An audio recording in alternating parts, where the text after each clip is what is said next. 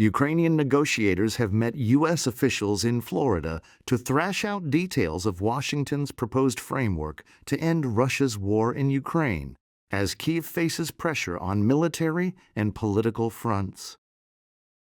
The Secretary of State, Marco Rubio, the Special Envoy, Steve Witkoff, and Jared Kushner, Donald Trump's son-in-law, sat down with the Ukrainian delegation on Sunday before planned U.S. talks this week in Moscow with Vladimir Putin.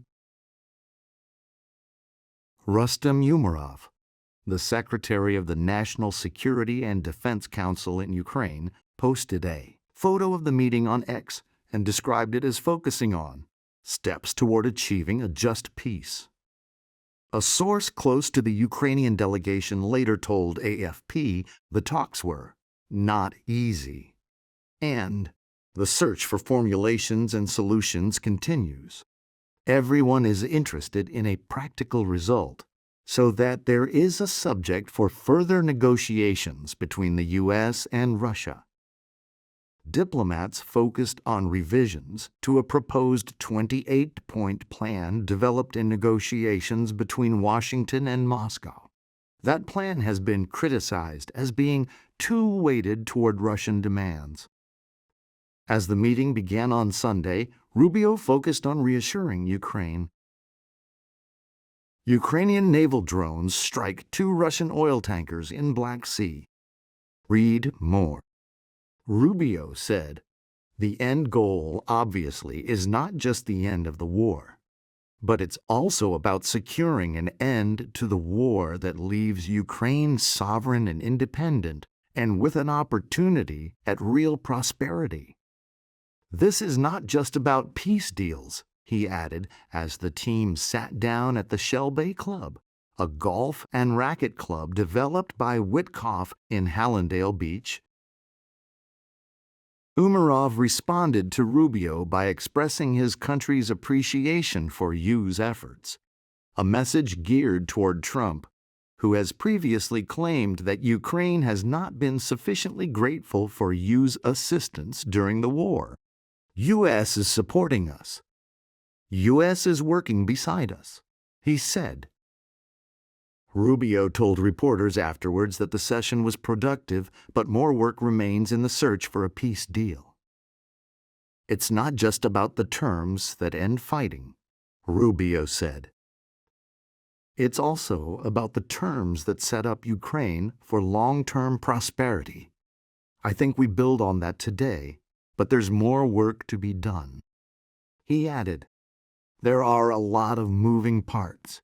And obviously, there's another party involved here that will have to be a part of the equation.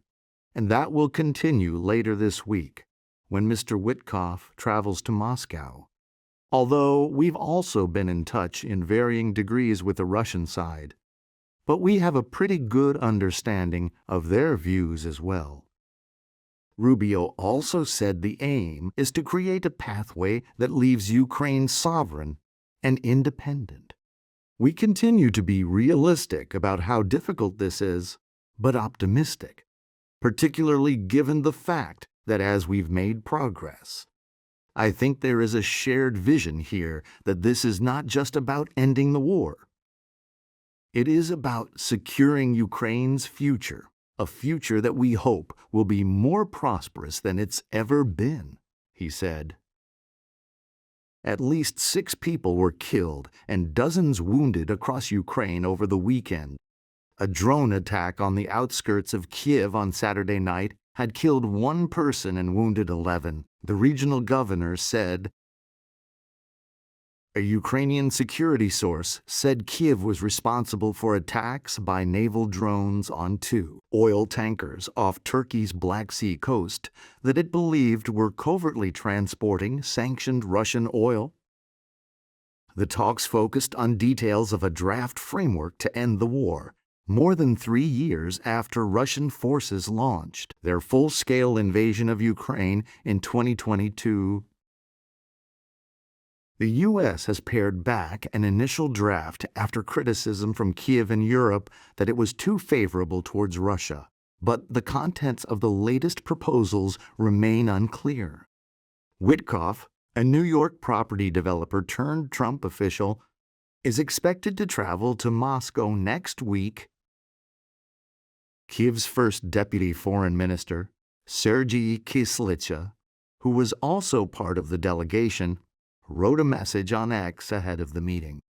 As a weatherman would say, there's the inherent difficulty in forecasting because the atmosphere is a chaotic system where small changes can lead to large outcomes, the Post said, accompanied by a photo of the overcast Miami skyline.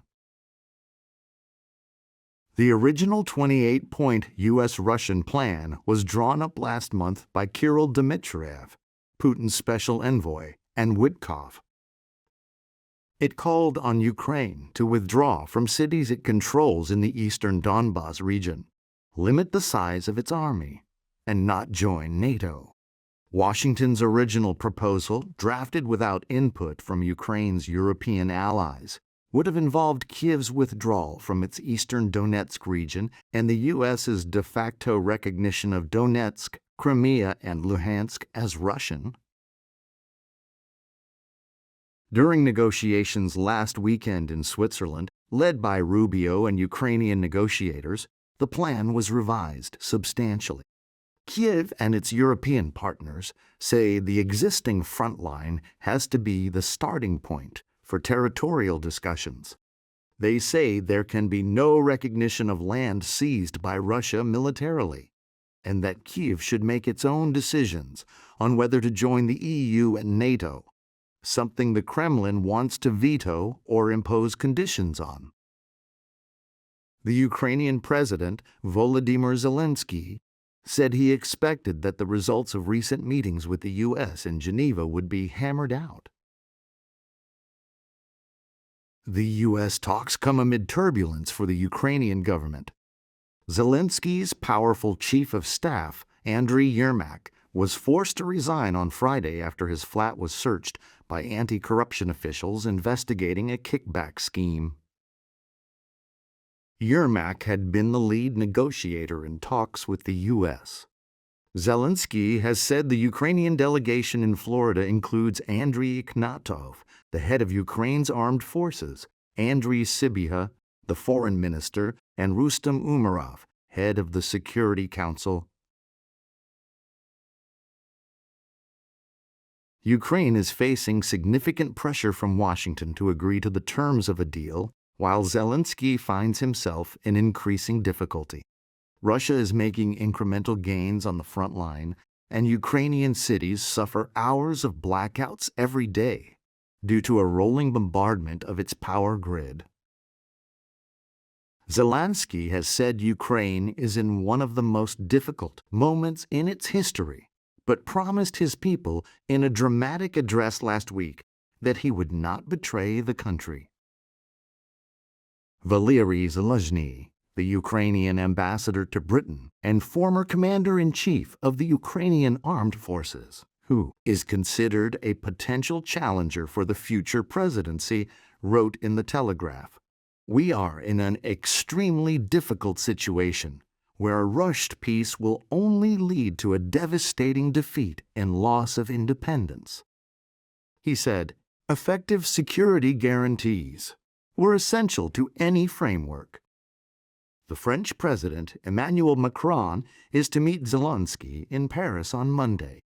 Peace is within reach if Vladimir Putin abandons his delusional hope of reconstituting the Soviet Empire by first subjugating Ukraine, the French Foreign Minister Jean-Noël Barrot told La Tribune Dimanche.